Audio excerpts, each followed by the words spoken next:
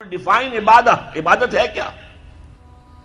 تو حافظ بن قیم کہتے ہیں العبادت تجمع اصلین، دو چیزوں کو جمع کرنے سے عبادت بنتی ہے، غایت الحب وغایت الذل والخضوع، حد درجے میں اللہ سے محبت کرنا اور حد درجے میں اس کے سامنے جھک جانا، بچ جانا، جو حکم دے، جو فرمان ہو حاضر، یہ ہے عبادت۔ البتہ یہ ہے، نوٹ کیجئے، عبادت کا چونکہ جسم ہے وہ ہے اطاعت۔ جیسے میرا یہ جسم ہے، 2.5 من کا وزن ہے، لیکن اس کی اصل حقیقت وہ جان ہے۔ وہ جان نہ ہو تو جلد از جلد نہلا کے دھلا کے کفن پہنا کے قبر میں اتار دیں گے کہ کہیں خام خواہ جسم جو ہے جل پھٹ نہ جائے۔ اصل شے جان ہے، جان تو نظر نہیں آتی، نظر تو جسم آتا ہے۔ لہذا اطاعت کا جو جسم ہے وہ ہے، عبادت کا جسم ہے اطاعت، وہ نظر آتا ہے۔ اللہ کا حکم ہے نماز پڑھو، نماز پڑھتے نظر آتا ہے کہ نہیں؟ اللہ کا حکم ہے روزہ رکھو، ہم نے روزہ رکھا تو سامنے والوں کو معلوم ہو گیا کہ نہیں کہ روزہ رکھا ہے۔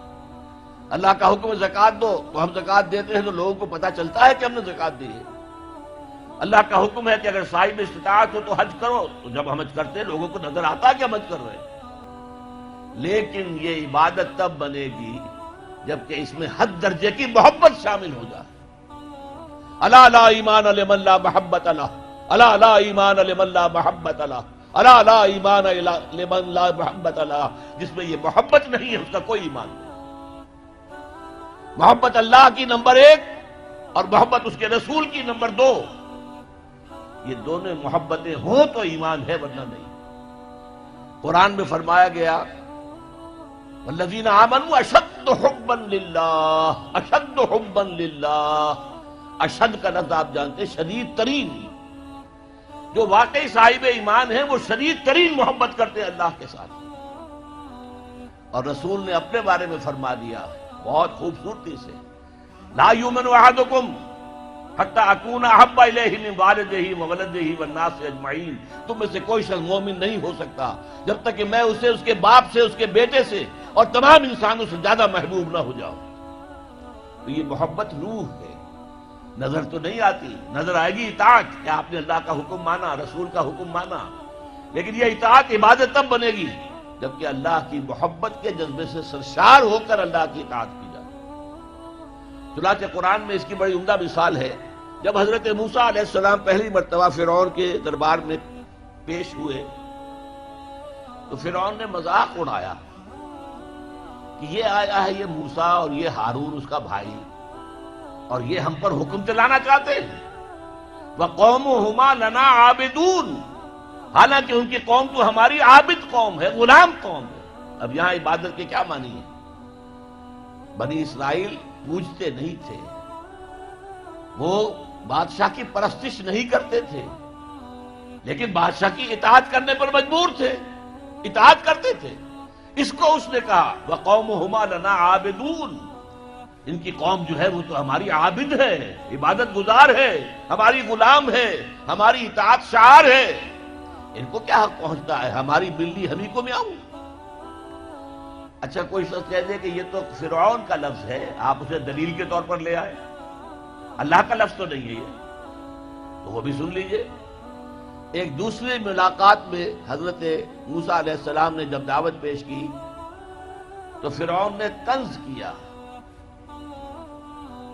الم نربک فینا ولیدا، اے فرعون، اے موسیٰ تم وہی نہیں ہو جسے ہم نے اپنے گھر میں پالا پوسا تھا۔ اللہ تعالیٰ کے حکم سے حضرت موسیٰ کو تو ایک صندوق میں بند کر کے دریائے نیل میں ڈال دیا تھا ان کی والدہ نے۔ وہ محل کے پاس سے گزر رہا تھا کہ وہاں کچھ عورتیں جو ہے دریا پر آئی ہوئی تھی نہانے وغیرہ کے لیے، انہوں نے وہ تابوت جو تھا صندوق وہ پکڑ لیا، اس میں حضرت موسیٰ نکلا ہے، اور اتنے خوبصورت تھے یہ فوراً سمجھ میں آ گیا تھا یہ کوئی اسرائیلی ہے، اور اسرائیلی بچوں کے بارے میں حکم تھا کہ فوراً قتل کر دو، اگر لڑکا ہو، لڑکی ہو تو زندہ رہنے دو۔ لیکن یہاں حضرت آسیہ تھی، فرعون کی ایک بیوی جو مسلمان تھی، بنی اسرائیل میں سے تھی، انہوں نے کہا فرعون سے لا تقتلوہ، مت قتل کرو، قرۃ عین لی ولک، دیکھو ہمارے ہاں اولاد نہیں ہے، یہ تو میرے اور تمہارے لیے آنکھوں کی ٹھنڈک بن جائے گا، دیکھو کتنا خوبصورت بچہ ہے، لہذا ان کو قتل نہیں کیا گیا۔ اللہ تعالیٰ نے ایک جگہ سورہ طٰہٰ میں احسان گنایا ہے حضرت موسیٰ پر، وَأَلْقَيْتُ عَلَيْكَ مَحَبَّةً مِّنِّي، میں نے اے موسیٰ تم پر اپنی محبت کا پرتو ڈال دیا تھا، ایسی محبت خدا بندی، ایسا ان کا جذبہ ابھرا لوگوں کے اندر کہ حضرت موسیٰ کو قتل نہیں پہنچایا گیا، محل میں پلے ہیں۔ تو اس کے بعد فرعون کی اس وقت تک اولاد نہیں تھی، بعد میں اولاد ہو گئی، لیکن وہ جو بعد میں اولاد ہونے والا جو ہے، پیدا ہونے والا شہزادہ، وہ حضرت موسیٰ کو اپنا بڑا بھائی سمجھتا تھا۔ تو حضرت موسیٰ کو جب تانا دیا، الم نربک فینا ولیدا، اے موسیٰ تم وہی نہیں ہو جسے ہم نے بچپن میں پالا پوسا تھا، ہمارے ٹکڑوں پر پلے اور آج ہمارے منہ کو آ رہے ہو؟ اس کا جواب کیا دیا حضرت موسیٰ نے؟ وَتِلْكَ نِعْمَةٌ تَمُنُّهَا عَلَيَّ أَنْ عَبَّدْتَ بَنِي إِسْرَائِيلَ، بڑا احسان کیا تو نے کہ مجھے اپنے گھر میں پال دیا اور میری ساری قوم کو غلام بنا رکھا ہے۔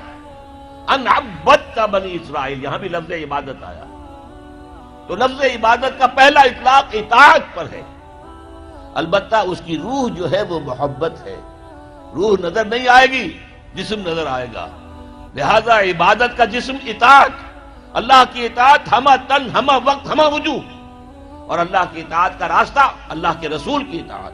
جو اللہ تعالیٰ نے قرآن میں کہا نا کہ ہم نے جنوں اور انسانوں کو اپنی عبادت کے لیے پیدا کیا، اب عبادت کا مفہوم ہو گیا تنگ، ہم نے یہ مسجدوں میں جا کر سن لیا اور بیٹھ گئے کہ نماز روزہ حج زکوٰۃ اللہ خیر صلاح، بس ہم نے اللہ کی عبادت کر لی، پھر ہم ہیں سیکولر اور لبرل، جو جی چاہے کمائیں کھائیں کریں، یہ ہو گئی خرابی، یہ دین اور دنیا دو کھانے بنا لیے، وہ ہمارا فرض ہے، یہ ہمارا پیشہ ہے، ملعون لوگوں کی یہ تفہیم ہے۔ آپ کی پوری زندگی عبادت ہے، غلامی، عبادت کا کیا معنی؟ غلامی، آپ ہر وقت غلام ہیں، بچوں میں بیٹھے ہوئے بھی غلام ہیں، ان قوانین کے پابند ہیں جو اللہ نے اتارے، جس طرح وضو نماز کے بارے میں آپ پوچھتے ہیں کہ یہ کروں گا وضو رہے گا، اسی طرح پوچھیں کہ یہ کام کروں گا میرا نکاح قائم رہے گا، اس طرح میں تجارت کروں میری دکان حلال رہے گی۔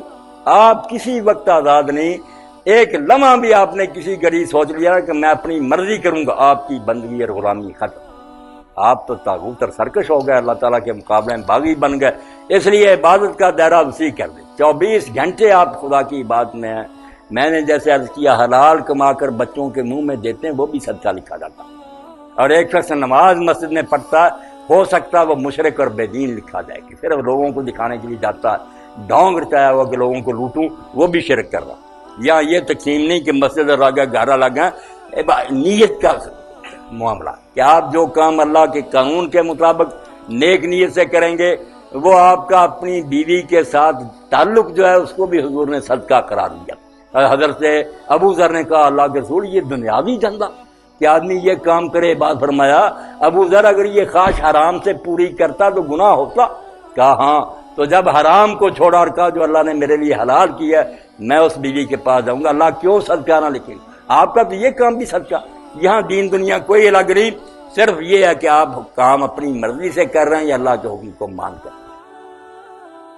اگر آپ چاہتے ہیں کہ آپ کو اسلام سرچ کے نیو ویڈیوز کے بارے میں اطلاع ملے تو آپ اسلام سرچ کے چینل کو سبسکرائب کریں، موبائل یوزرز سبسکرائب کریں اور بیل بٹن دبائیں۔